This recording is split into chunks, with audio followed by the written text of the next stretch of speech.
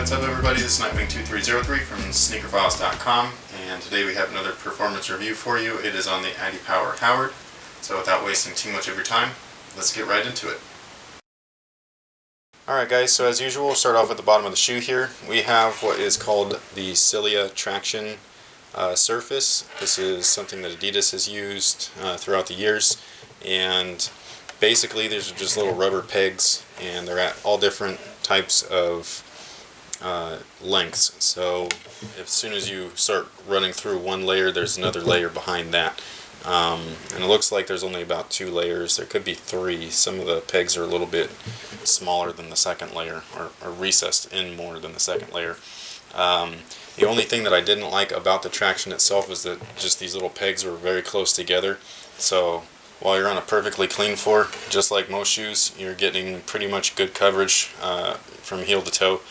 But with a dusty floor, the dust really cakes and clogs up these little areas, and being that it is a translucent outsole on top of that, you're really not getting much traction throughout. So as a guard, I know that these aren't guard shoes, but as a guard, when I would make my cuts, going off of crossovers, pushing off, things like that, there would be some hesitation with my movements due to the foot. As soon as it was planted, it would slip just a little bit, so it just kind of throws you off a little bit when your foot moves from underneath your feet. It does catch itself because there are all those little pegs, but it's just something to where it just slows down your reaction time just a little bit.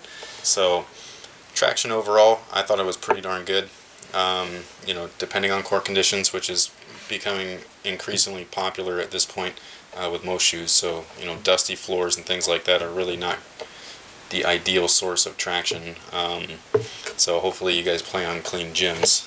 Luckily I play on a clean gym and a dirty gym, just to kind of really gauge the traction, whether it's dirty or not. So some traction surfaces do actually hold up very well on both types of conditions, which is nice. So those are the shoes that get a higher grade in the traction category. So as far as cushion is concerned, basically you have a full-length foam midsole. It's the EVA injected foam. Cushion, to me, it was a hit or miss in most areas when you're striking your foot down. On the instep here, the entire medial side, it's very, very cushioned, and you can feel it quite a bit, especially when you're pushing off in that direction. However, when you are transitioning from heel to toe, it felt a little bit clunky, and it didn't feel like it was compressing as great as it could have, or as much as I've experienced with previous Adidas products. Most of that, I think, has to do with their torsion system that they have right in here. This torsion plate actually is from the midfoot, and then it also extends a little bit up to the lateral side in the forefoot and the heel. So basically everything right here, this is all that. It's kind of plasticky, or like a really thick rubber. So that just kind of hindered the compression just a little bit when you were going from heel to toe. And for someone like me, where I'm moving in all angles and all of that stuff, I definitely felt the difference between something like this and something that has absolutely nothing blocking it or hindering the compression, such as their adizero Rose line. So that was something to where it was okay. It wasn't the best that I've had, but it was definitely good enough. And then I think that something that would have helped is the insole itself. They labeled this, from what I've seen, as a PU insole, which I don't think it is. This has a totally different feel to it. This feels more like kind of like a foam, whereas the PU insoles are polyurethane, and they just take a lot more impact absorption versus something like this. So I could have easily swapped this out for a PU insole, which would have been perfectly fine. It probably would have helped quite a bit, but I didn't. And so I personally didn't like this too much, but this is an easy fix. As we've seen in previous videos with insole swaps, you can pretty much customize a shoe's fit, function, cushion, and all that stuff based on the insole that you need or want. So, but that's pretty much what it came with. And so, cushion wasn't perfect, but it was decent. So as far as the material and the fit is concerned, basically you have a full-on synthetic upper. It's comprised of synthetic leather as well as like plastic.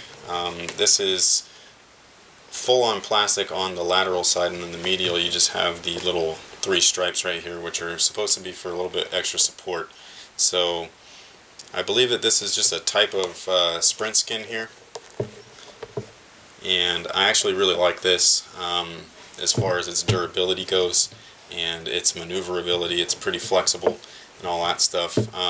I thought that the synthetic leather that they used was very flexible, which I really liked. It definitely shows creases, so if you're trying to avoid that, you might want to skip out on these, but it allowed for a decent flex, especially being that it covers a majority of the forefoot. Usually if you have that much material covering the forefoot without a break and you start to flex it, you can kind of feel that pinch and push into your toes and things like that. You actually don't have that with these, which is great. As far as the fit is concerned, these shoes just feel very, very plush.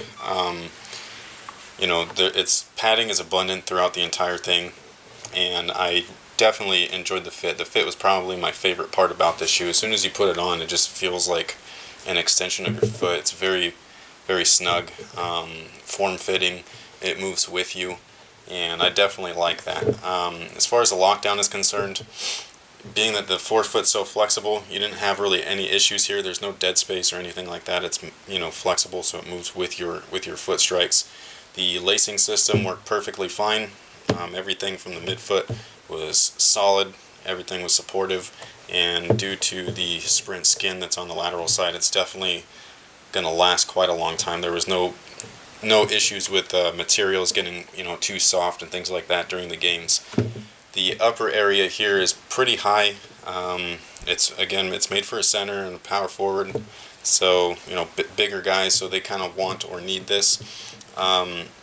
You have quite a bit of padding in the collar lining and in the heel, which I definitely like. And then you also have a heel cup this is embedded, so you can't see it, but it is in there. So heel lockdown was probably one of the best that I've had in quite some time. As far as I don't want to call these a basic shoe, but it's fairly basic, especially at their price point now. They used to retail at $100. Now they're about $69 or less, depending on where you go. So for all of that stuff considered, you know, this is definitely a good thing for the shoe's fit, because it was just very, very comfortable from beginning to end, and it was very, very nice. So you have ventilation pretty much throughout the entire shoe. You have the sprint skin, which is perforated. You have perforations along the toe, as well as the medial side and the top area of the collar. And then you can't see it, but the tongue has mesh, and then there's also perforation holes within that underneath the mesh layer. With all of that said, the breathability just wasn't great, and you know, the perforations have a lot of lining on the interior because it's so nicely snug to your foot, good padding, things like that. So a lot of the airflow that you would get is kind of blocked. It wasn't horrible, but, you know, just something to note. And as far as the sprint skin goes, there's just a lot of extra space within all of these little squares here that still have rubber. So if they would have kind of cut those out a little bit more clean to where it was just the lines and nothing within the little squares that they have in there, hopefully you'll be able to see that. But basically, if they would have done that, it would have had a little bit more airflow, especially on that side. And I would have preferred to have had sprint skin on both sides, because this side right here was definitely the side where you can feel that there's just a lot of air restriction, versus this side, which is definitely better than the minor perforations that they have throughout the synthetic leather. As far as support is concerned, you have, as I said earlier, an embedded TPU heel cup right here, and that definitely helps keep that lockdown and your heel stable. And then you have the torsion system as well.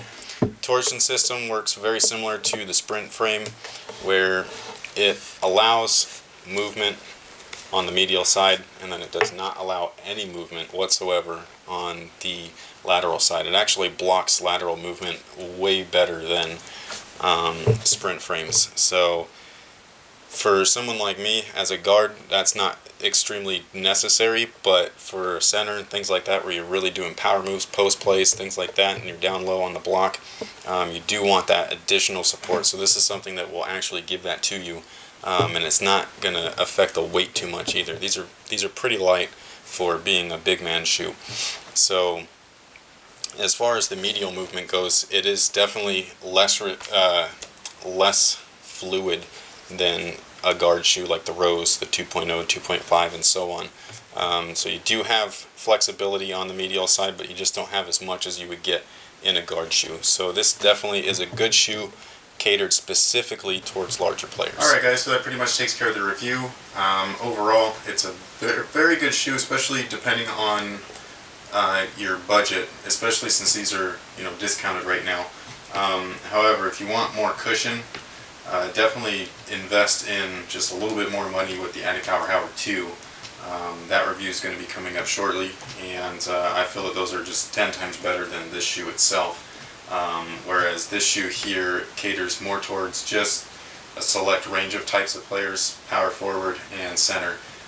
Whereas the adiPower Howard 2 is definitely a more versatile shoe, so you can wear it as a guard like myself all the way up to a center, which is great. So you get a little bit more of a variety as far as your positions and what you can do with the shoe itself. So like I said, it's a good shoe, especially for its price point at this time. These are almost at 50% off at this point. So if you're looking for something just to kind of use temporarily, beat them up, whatever it is, definitely consider these. And yeah, that's pretty much it. So thank you guys for watching. Thanks for all your support.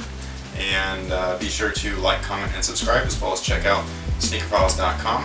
And until next time, guys, have a good one.